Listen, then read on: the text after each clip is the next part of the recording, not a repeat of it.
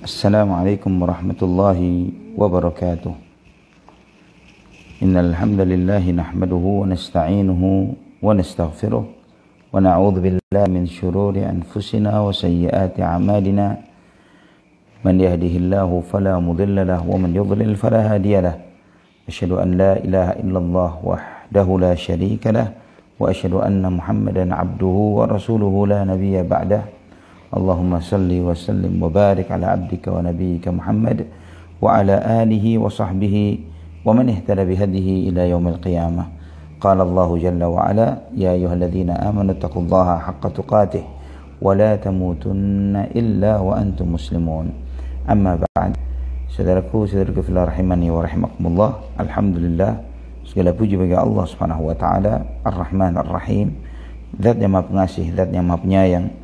Allah Subhanahu wa taala yang menciptakan kehidupan dan kematian untuk menguji kita, siapa di antara kita yang paling baik amalnya.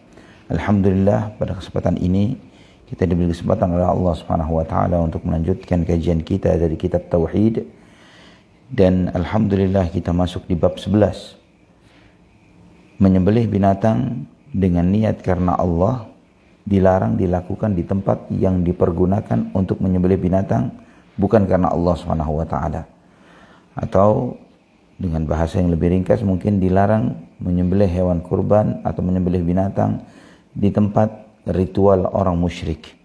Ya, suatu kebiasaan, tempat atau waktu yang dijadikan sebagai kebiasaan tempat ibadah bagi orang-orang yang menyekutukan Allah Subhanahu wa taala di tempat tersebut. Ya, itu dilarang bagi kita untuk melakukan ibadah kepada Allah di tempat tersebut. Kenapa ya ikhwatal iman? Kenapa Allah Subhanahu wa taala melarang kita melakukan suatu ibadah karena Allah di tempat yang biasa dilakukan perbuatan syirik di tempat tersebut? Karena itu adalah mengantarkan kepada perbuatan syirik. Ya, dan juga bentuk pengagungan di tempat atau waktu yang biasa dilakukan oleh orang-orang musyrikin di tempat tersebut, yang mengagungkan tempat tersebut dan juga menyerupai mereka, menyerupai orang-orang musyrikin. Dan Nabi sallallahu alaihi wasallam banyak sekali larangan dari beliau sallallahu alaihi wasallam dari melakukan perbuatan-perbuatan yang mengantarkan kepada kesyirikan. Ya, kenapa kita dilarang sholat menghadap kubur? La tusalli ila qabrin wa la tajlisu 'alaiha. Jangan sholat menghadap kuburan. Ya, kenapa dilarang kita sholat menghadap kuburan? Karena itu mengantarkan kepada perbuatan syirik. Ya, juga Nabi SAW melarang berdoa menghadap kuburan. Doa itu menghadap ke kiblat. Karena berdoa itu kepada siapa? Hanya kepada Allah Subhanahu wa ta'ala, bukan kepada yang lainnya. Dan ikhwatal iman rahimani wa rahimakumullah, juga karena kubur bukan bagian dari tempat untuk beribadah kepada Allah Subhanahu wa ta'ala, ya, maka beribadah di tempat yang bukan tempat ibadah seperti kuburan misalnya, itu bukan tempat ibadah. Tempat ibadah itu di mana? Di masjid. Ya, Nabi SAW melarang beribadah di kuburan. Ada satu bab khusus dalam buku kita ini yang membahas tentang hal ini. Nah, nanti insya Allah kita akan bahasnya. Dan subhanallah, kebiasaan sebagian masyarakat kita, malah ada sebagian orang yang dikenal dengan karakter atau kebiasaan mereka yang yang melakukan ibadah di kuburan. Ya, ibadahnya di kuburan, bukan di masjid-masjid Allah Subhanahu wa taala, menghidupkan tempat-tempat ziarah kubur. Waliyadzubillah. Ikhwatal iman rahimani wa rahimakumullah. Juga terkait dengan waktu. Sebagai contoh misalnya, kenapa kita dilarang beribadah ketika matahari terbit atau matahari terbenam? Karena ketika matahari terbit atau matahari terbenam, pada saat itu adalah kebiasaan para penyembah matahari untuk melakukan ibadah kepada sesembahan mereka. Walaupun sholat itu kita niatkan karena siapa? Karena Allah Subhanahu wa ta'ala. Namun karena kesesuaian, keserupaan waktu dengan mereka melakukan ibadah, kita dilarang oleh Nabi kita sallallahu alaihi wasallam. Ya, dilarang oleh Rasulullah SAW untuk beribadah kepada Allah di waktu yang mereka orang-orang musyrikin biasa melakukan waktu tersebut untuk beribadah kepada sesembahan-sesembahan mereka. Ikhwatal iman rahimani wa rahimakumullah. Dan ini para ulama menyebut permasalahan ini dengan bab sadduz dzari'ah. Saddu dzari'ah itu menutup sarana menuju kemunkaran. Yang menutup sarana yang menuju kepada suatu perbuatan munkar. Jadi segala sesuatu yang mengantarkan kepada perbuatan munkar yang dilarang oleh Allah Subhanahu wa taala, baik syirik maupun yang lainnya, maka itu dilarang oleh Allah Subhanahu wa taala dan Rasulnya. Ya, dan juga larangan kita untuk menyerupai orang-orang musyrikin. Dan ikhwatal iman rahimani wa rahimakumullah, ini benar-benar membuat identitas kita sebagai seorang muslim sangat nyata, sangat terlihat. Ya, ketika kita meminta kepada Allah Subhanahu wa taala, ihdinas siratal mustaqim, tunjukilah kepada kami jalan yang lurus. Jalan yang lurus ini tidak mepet-mepet dengan jalan yang menyimpang. Ya, jalan lurus yang diajarkan oleh Allah Subhanahu wa taala dan Rasulnya Muhammad sallallahu alaihi wasallam ini tidak memiliki keserupaan sedikit pun dengan jalan orang-orang ahlul batil, orang-orang yang menyimpang, orang-orang musyrikin, ya, orang-orang kafir di luar Islam. Tidak ada keserupaan sama sekali dan sama sekali berbeda, ya, sehingga semua sarana yang mengantarkan kepada perbuatan, misalnya ikhwatal iman, perbuatan, misalnya ada seorang yang melakukan ibadah seperti yang sekarang lagi heboh, misalnya tentang mengucapkan selamat hari Natal, misalnya selamat hari Natal. Alhamdulillah, Anda membuat sebuah quote singkat yang insya Allah mencerahkan bagi mereka yang paham, ya, yang paham akan hal ini. Sederhana saja, bahwa mereka orang-orang Nasrani ketika merayakan hari lahirnya Yesus, mereka mengagung-agungkan hal ini karena mereka meyakini bahwa Yesus adalah sosok anak Tuhan, ya, sosok anak Tuhan yang lahir atau jelmaan Tuhan yang terlahir di muka bumi. Itu yang mereka yakini. Mereka tidak memiliki keyakinan ini lahir seperti lahirnya anak tetangga atau lahirnya anak saudara, bukan, lahirnya anak Tuhan. Dan ini yang mereka yakini tentang hari tersebut dan mereka mengagung-agungkan hal ini. Nah, pertanyaannya sederhana, apa hukumnya ketika seseorang memberi selamat kepada orang yang baru saja selesai berbuat zina? Selamat ya atas sukses perzinahannya, atau sukses korupsi dan mencuri, ya, sukses membunuh, apa hukumnya? Sukses mengapply riba, selamat ya atas riba yang diperolehnya, apa hukumnya? Kita mengetahui bahwa itu semuanya perbuatan haram. Dan bagaimana kita memberi selamat kepada seseorang atas maksiat yang telah baru saja dilakukannya? Ini adalah sesuatu yang munkar. Nah, perbuatan syirik dibandingkan zina, riba, mencuri, membunuh, mana lebih besar dosanya? Syirik dengan berzina, mencuri, membunuh dan yang lainnya. Syirik lebih besar. Dan bagaimana kita memberi selamat kepada orang-orang Nasrani karena kesyirikan yang mereka lakukan. Selamat atas kesyirikan yang Anda lakukan. Nah, ini sangat sederhana, ikhwatal iman, dan tidak perlu kita tanya kepada seorang pakar yang katanya ahli tafsir Quran, yang kemudian dia dengan enaknya mengatakan ada kok dalilnya di dalam Al-Quran mengucapkan selamat atas kelahiran Nabi Isa alaihissalam, yaitu wassalamun alayya yauma wulidtu wa yauma amutu wa yauma ub'atsu hayya, keselamatan untukku di hari aku dilahirkan, di hari aku mati, dan aku di hari aku dibangkitkan nanti. Ayat ini bukan mengucapkan selamat atas kelahiran Nabi Isa alaihissalam, tapi perlindungan Allah yang Allah Subhanahu wa taala tunjukkan kepada kita semuanya bahwa Allah memberikan keselamatan kepada Nabi Isa.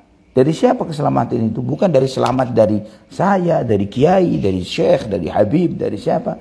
Bukan, tapi keselamatan dari Allah kepada Nabi Isa alaihissalam. Dari segala tuduhan orang-orang Nasrani atau orang-orang Yahudi yang mengatakan bahwa dia terlahir sebagai anak zina. Dan dari tuduhan orang-orang Nasrani yang mengatakan bahwa dia terlahir sebagai sosok jelmaan Tuhan atau anak Tuhan. Ya, Allah selamatkan Nabi Isa dari asumsi ini semuanya. Dia selamat, dia lahir sebagai sosok anak manusia sebagaimana anak-anak manusia yang lainnya. Yauma wulidtu wa yauma amutu, dan hari aku meninggal dunia. Artinya dia selamat dari tuduhan orang-orang Yahudi dan Nasrani yang mengatakan bahwa dia mati di tiang gantungan, di tiang salib. Ya, Allah selamatkan dia dari ini. Wa yauma ub'atsu hayya, dan nanti Allah selamatkan aku pada hari aku dibangkitkan. Allah selamatkan Nabi Allah Isa dari mara bahaya yang terbesar yang terjadi di sejarah kehidupan manusia, yaitu ketika dibangkitkan dari kubur-kubur mereka. Ikhwatal iman rahimani wa rahimakumullah. Kemudian terkait tentang hal ini, penulis mencantumkan bagi kita firman Allah Subhanahu wa taala di surat At-Taubah 107 sampai 108. Surat At-Taubah 107 sampai 108 terkait tentang masjid dirar. Walladzina ittakhadhu masjidan diraran wa kufran wa tafriqan bainal mu'minina wa irsadan liman haraballah wa rasulahu min qabl wa la yahlifuna in aradna illa al-husna wallahu yashhadu innahum lakadhibun la taqum fihi abada لمسجد أسس على التقوى من أول يوم أحق أن تقوم فيه رجال يحبون أن يتطهروا والله يحب المطهرين. Allah Subhanahu wa taala berfirman, dan di antara orang-orang munafik itu ada orang-orang yang mendirikan masjid. Perhatikan ayat ini ikhwatal iman, subhanallah, mendirikan masjid. Ya, mereka melakukan satu perbuatan yang zahirnya 100% luar biasa baiknya. Mendirikan masjid untuk menimbulkan kemudaratan kepada orang-orang mukmin. Siapa yang mengetahui niat buruk mereka ini? Allah Subhanahu wa taala. Allah singkap hal ini.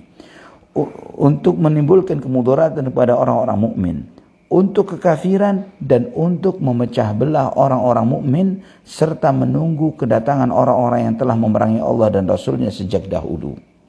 Mereka sesungguhnya bersumpah. Ya, perhatikan ayat ini. Mereka bersumpah, kami tidak menghendaki selain kebaikan. Jadi ketika ditanya, apa maksud kalian bangun masjid ini? Kebaikan. Ma aradna illal husna. Niat kami kebaikan. Dan Allah menjadi saksi bahwa sesungguhnya mereka itu adalah pendusta. Dalam sumpahnya, janganlah kamu salat dalam masjid itu selama-lamanya. Sesungguhnya masjid yang didirikan atas dasar takwa, yaitu Masjid Quba, sejak hari pertama adalah lebih patut kamu salat di dalamnya.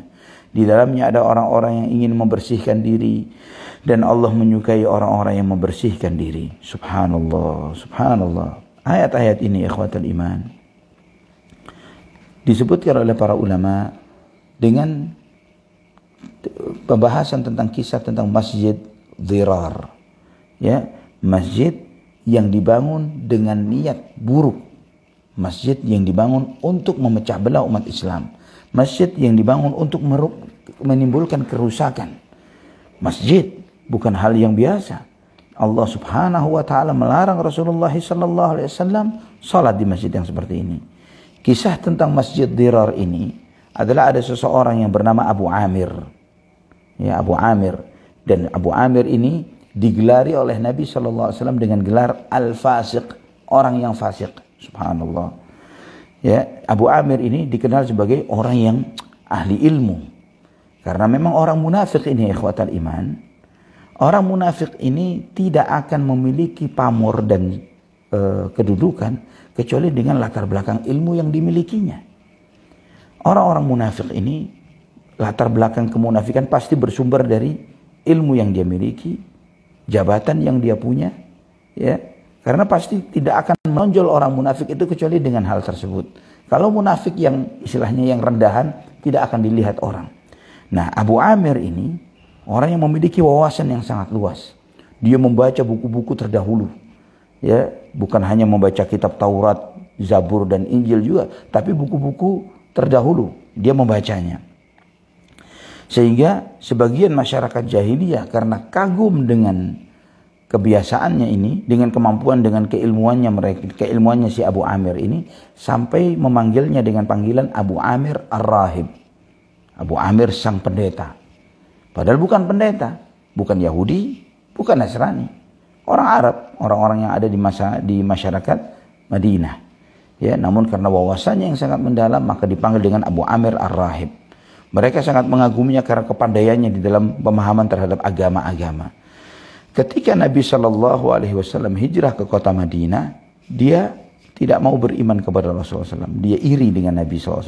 Melihat pamornya kalah pamor, suaranya kalah suara, ya, kalah dengan Nabi Muhammad SAW. Ketika umat lebih banyak menghadap kepada Nabi SAW dan tidak kepada dia, ya, dia mulai hasad, dia mulai iri, dia mulai menampilkan kebenciannya kepada Nabi SAW dan terlihat dari apa yang dia ucapkan. Tapi dia terang-terangan menyatakan kekafirannya, dia tidak berani.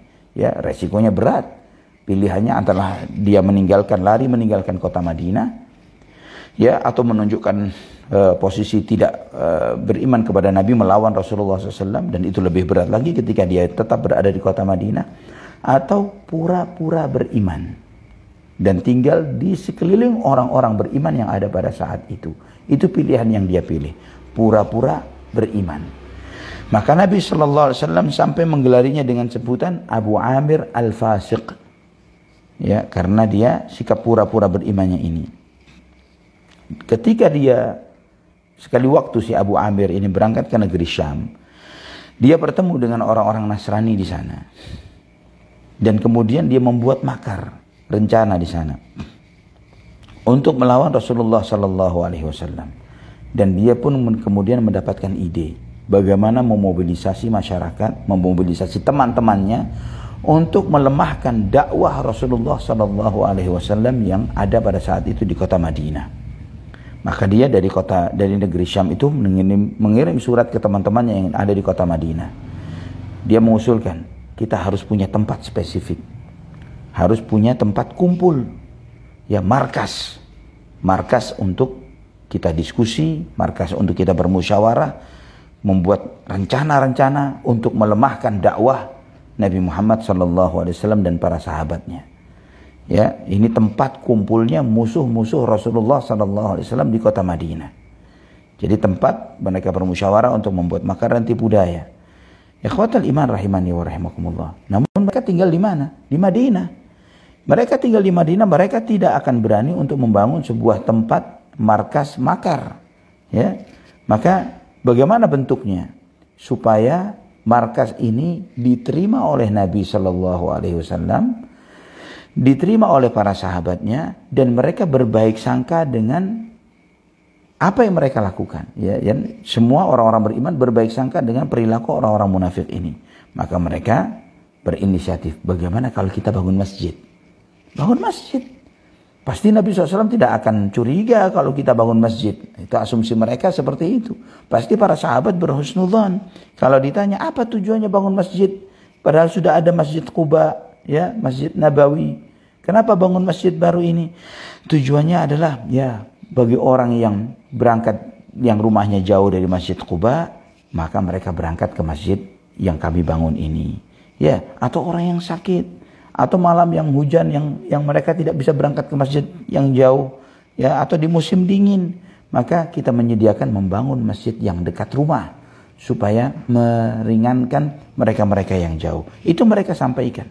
Dan kemudian mereka untuk peresmian masjid ini, mereka minta kepada Nabi, ya Rasulullah SAW, sholatlah engkau di masjid ini sebagai bentuk peresmiannya, ya, supaya untuk semakin kuat mengelabuhi misi mereka dari membangun masjid Dirar ini, masjid yang dibangun dengan niat yang rusak, yang bahaya. Subhanallah, ikhwatal iman, antum, kita semuanya, jika kita mempelajari Al-Quran, mempelajari hadis Nabi SAW, mempelajari sirah beliau SAW, kita akan memiliki sikap-sikap yang kokoh dan kuat. Tidak mudah dikelabuhi dengan tampilan-tampilan baik dari orang-orang yang kita tahu dari apa yang dia ucapkan, dari tempat nongkrongnya, dari teman-temannya yang orang-orang fasik ini. Kita tahu bahwa mereka berkumpul dengan musuh-musuh Allah Subhanahu wa Ta'ala. Kemudian sekali waktu atau beberapa kali waktu dia menampilkan dirinya sebagai tampilan orang baik, melakukan hal-hal baik, membangun masjid, membangun Islamic Center, melakukan ini dan itu. Kita tidak mudah tertipu dengan tampilan-tampilan yang seperti itu. Ya, maka mereka meminta kepada Nabi, ya Rasulullah SAW, salatlah di masjid kami. Kami berharap engkau meresmikan masjid ini. Maka Nabi SAW mengatakan, benar, oke, nanti saya sedang melakukan safar. Dalam waktu itu, ketika itu Nabi SAW dalam peristiwa Tabuk, ya, peristiwa perang Tabuk. Nanti insya Allah saya pulang, kata Rasulullah SAW, sampai di kota Madinah, nanti saya akan sholat di sana. Itu janji Nabi SAW. Nah, ikhwatal iman rahimani wa rahimakumullah, ketika dalam perjalanan balik ke kota Madinah, kurang lebih 1 atau 2 malam sebelum sampainya Nabi SAW ke kota Madinah, turunlah ayat-ayat ini. Subhanallah, ya. 1 atau 2 malam sebelum sampai Nabi ke kota Madinah, turunlah ayat-ayat ini. Yang di dalam ayat ini Allah Subhanahu wa taala melarang Rasulullah SAW untuk sholat di masjid itu. Ya, Nabi Allah memerintahkan, la taqum fihi abada. Jangan kamu pernah sholat di masjid itu selama-lamanya. Subhanallah. Ya, Allah Subhanahu wa taala menyingkap tentang niat-niat busuknya orang-orang munafik pada saat itu. Allah Subhanahu wa taala melarang Rasulullah SAW untuk sholat di masjid yang dibangun oleh mereka ini. Ikhwatal iman rahimani wa rahimakumullah. Ayat ini mengajarkan kepada kita bahwa niat itu berdampak terhadap bangunan dan tempat. Niat berdampak terhadap bangunan dan tempat. Niat yang buruk merusak keadaan suatu tempat dan bangunan tersebut. Ya, niat yang baik berdampak kepada tempat tersebut dan memberikan keberkahan kepada itu. Dan ini mengajarkan kepada kita agar selalu menjaga niat-niat kita. Apa niat kita membangun rumah? Apa niat kita bikin musola dan masjid di komplek kita? Kalau niatnya misalnya, ya itu masjid yang sono itu ramai banget, ya, ramai banget, kotak amalnya banyak. Bagaimana kalau saya punya masjid sendiri, sehingga kotak amalnya saya juga bisa mendapatkan maslahat dari sana misalnya? Atau karena dengan asumsi beda pemahaman, oh itu kan masjid aliran ini gitu. Kita kan masjidnya, kita alirannya begini, kita bangun masjid baru yang berbeda dengan mereka. Padahal sama-sama ahlus sunnah. Hanya beda misalnya yang sono kunut, yang sini nggak kunut misalnya. Karena alasan beda kunut dan tidak kunut, kemudian membangun masjid baru, ini madharat. Ini memecah belah umat Islam. Ya, itu bukan alasan kita membangun masjid baru karena kita nggak setuju dengan ritual, misalnya dengan adanya kunut di masjid tertentu, ikhwatal iman. Ya, kita tetap harus memakmurkan masjid tersebut karena kunut. Ya, ini khilaf di antara para ulama ahlus sunnah wal jamaah. Imam Syafi'i, imam dari imam-imam ahlus sunnah, bukan imam ahlul bid'ah yang berpendapat seperti ini. Walaupun pendapat itu adalah pendapat yang marjuh, yang lemah, tapi bukan berarti bahwa kemudian karena adanya hal tersebut, kemudian kita berinisiatif membangun masjid baru di komplek kita, memecah belah kaum muslimin yang ada di sana. Tidak. Itu bukan alasan untuk hal tersebut. Wallahu a'lam bishawab. Ikhwatul iman rahimani wa rahimakumullah. Juga ayat ini mengajarkan kepada kita pentingnya kita memperbaiki niat-niat kita. Dan juga pentingnya kita melihat apa maksud tujuan dari suatu perbuatan baik. Ya, bukan hanya tertipu dari tampilan fisik yang ada. Kalau mereka membangun masjid, sebagai contoh di sini, mereka membangun masjid secara zahirnya. Namun apa di balik tujuan membangun masjid tersebut? Dari situ kita akan mengetahui akan hal baik atau hal negatif dari hal ini. Misalnya seseorang yang berusaha membuat makar dan tipu daya, ya, membangunkan musola untuk satu masyarakat, tapi dengan syarat-syarat tertentu. Misalnya organisasi non muslim, misalnya kami bangunkan musola ya, kami bangunkan madrasah ya, kami bangunkan ini dan itu, tapi syaratnya misalnya juga harus ada tempat ibadah di luar tempat ibadah umat Islam di sampingnya misalnya. Kami bangunkan ini dan ini. Kemudian harus ada syarat lain misalnya. Syarat simbol yayasan kami yang terlihat dari simbol tersebut adalah simbol yang terlihat kekufurannya harus dipasang di masjid atau di madrasah tersebut misalnya. Ya, hal-hal yang seperti ini kita tidak boleh mudah tertipu. Ya, tidak boleh mudah tertipu dengan praktek-praktek rencana-rencana baik, tapi di balik rencana praktek-praktek baik tersebut ada rencana-rencana terselubung yang tidak lagi terselubung jika kita memperhatikan apa dan gerak-gerik dan kebiasaan yang mereka lakukan. Ikhwatal iman rahimani wa rahimakumullah. Juga di sini ayat ini atau peristiwa ini mengajarkan kepada kita bahwa umat Islam harus berhati-hati dan waspada, ya, di setiap zaman dan waktu terkait tentang segala makar dari orang-orang yang ingin menyesatkan umat Islam. Tidak semua tampilan baik dan proyek kebaikan itu mengandung kebaikan. Ya, tidak semua hal-hal baik itu mengandung kebaikan. Antum perhatikan ikhwatal iman di media-media kita, di media-media ya sekarang ini kerusakan itu ditampilkan melalui media. Ya, dibuatlah acara-acara yang kesannya Islami, ditampilkan wanita-wanita yang berhijab. misalnya. Ditampilkan dengan mungkin ada musik dilabeli dengan musik Islami dan yang semisalnya. Untuk menarik siapa? Menarik hati umat Islam. Tapi di sana di dalam acara-acara tersebut, entah itu sinetron, drama, film dan yang lain sebagainya. Tapi banyak dialog-dialog, kalimat-kalimat yang di situ kalimat-kalimat yang terang-terangan menyatakan kekufuran kepada Allah, pelecehan terhadap syariat, perusakan terhadap misalnya melepas hijab, merusak simbol-simbol syariat misalnya, ya, menginjak Al-Quran wal iyadzubillah, membanting-banting kalam Allah, menghina Allah dan Rasulnya yang diperankan oleh pemeran-pemeran tersebut, ya, yang hal-hal ini ikhwatal iman di dalam kehidupan sehari-hari mungkin kita tidak melihatnya dari keluarga, dari teman, dari sahabat, ya, dari lingkungan kita, tapi kita menjadi loh. Ada orang yang berbicara seperti ini, menghina Allah, menghina Rasulullah SAW, menghina Islam, menghina Al-Quran, menghina simbol-simbol Islam, jilbab, hijab, jenggot misalnya, dan yang semisalnya. Sunnah-sunnah Rasulullah SAW dengan gampangnya ditampilkan dalam event apa? Dalam event keislaman. Dalam event keislaman. Wal'iyadzubillah. Nah, ini sesuatu yang harus kita waspada di dalam hal-hal yang seperti itu. Ikhwatal iman rahimani wa rahimakumullah. Setiap orang yang secara latar belakang sudah diketahui bahwa dia berada di jajaran orang-orang munafik, dekat dengan orang-orang kafir, statement-statement dia lebih mendukung kepada orang-orang yang tidak beriman kepada Allah ketimbang mendukung kaum muslimin, Islam dan umat Islam, maka kita harus waspada terhadap orang tersebut. Jika sewaktu-waktu dia menampilkan hal-hal yang baik, kita harus waspada. Ikhwatal iman rahimani wa rahimakumullah.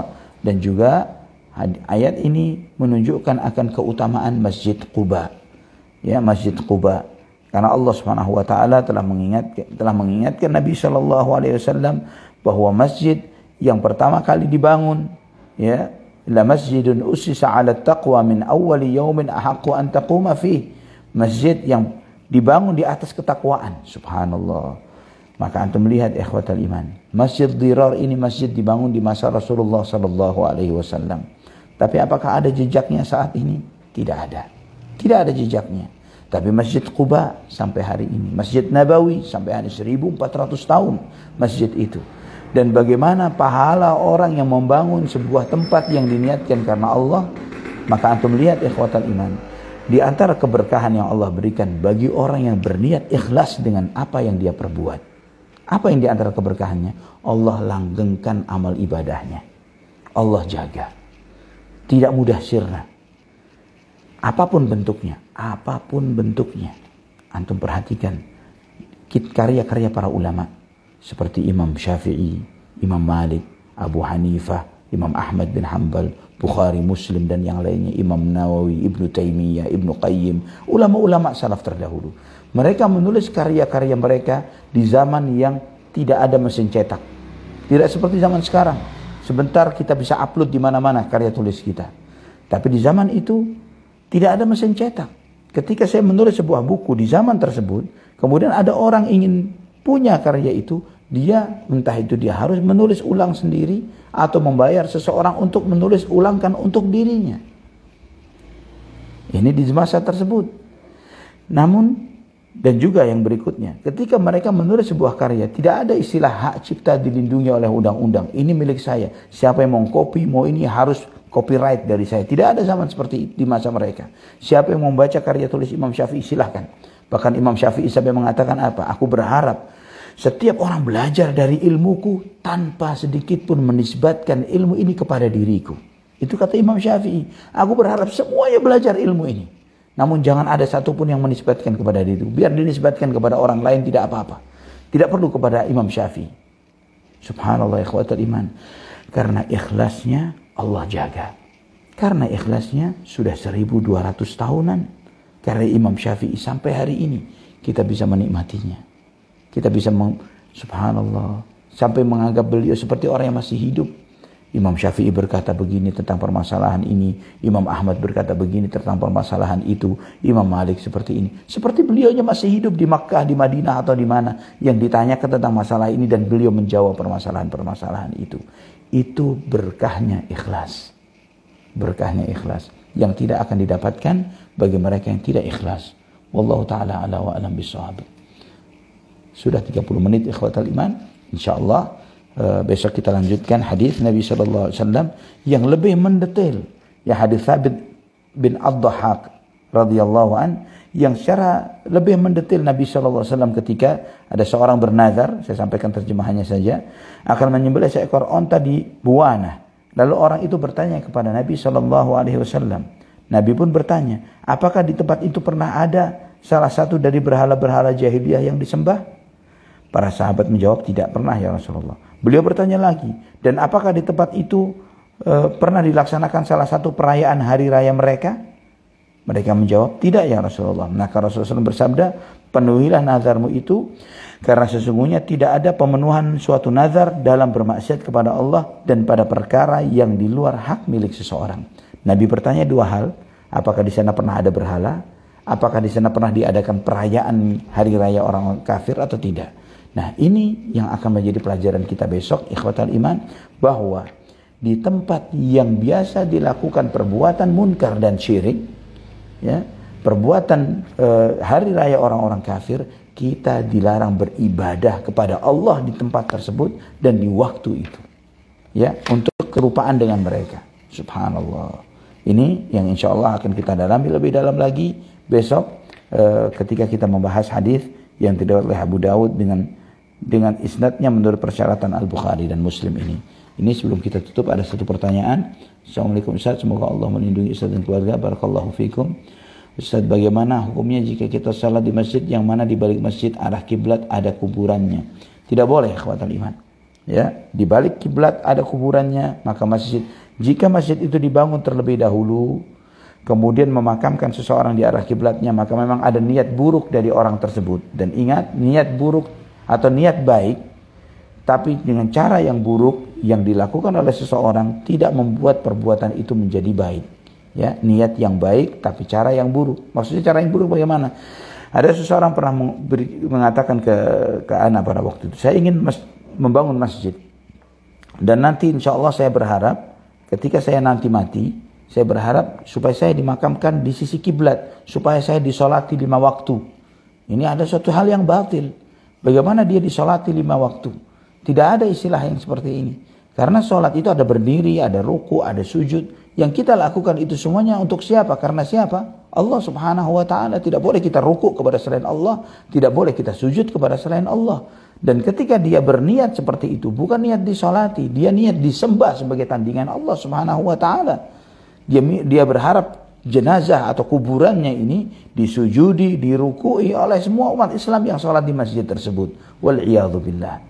Ya. Dan Nabi SAW telah melarang, la tusallu ila qabrin wa la tajlisu alaiha. Jangan sholat menghadap kubur dan jangan duduk di atas kuburan. Dilarang kita sholat menghadap kuburan. Dan ketika maka apa yang harus dilakukan? Pindah kuburannya. Ya, pindah kuburannya, dinasihati kepada yang mewakafkan masjid itu atau keluarganya, Pak, supaya masjid ini murni tauhid, ditegakkan ikhlas karena Allah Subhanahu wa taala di sana dan tidak terjadi kesyirikan dan menghindar dari segala sarana-sarana yang mengantarkan kepada kesyirikan, sebaiknya kuburan ini dipindahkan dari masjid ini supaya masjid ini murni lillah karena Allah Subhanahu wa taala. Wallahu a'lam bishawab. Sampai di sini ikhwatan iman. Insyaallah besok kita akan lanjutkan materi kita yang masih dengan judul bab yang sama, ya, judul bab yang sama. Kita dilarang menyembelih atau melakukan ibadah di tempat ritual orang-orang kafir dan musyrikin melakukan ibadah di tempat tersebut. Aqulu qawli hadza subhanakallahumma wa bihamdik asyhadu an la ilaha illa anta astaghfiruka wa atubu ilaik. Wassalamu alaikum warahmatullahi wabarakatuh. Barakallahu fikum wa jazakumullahu khairan.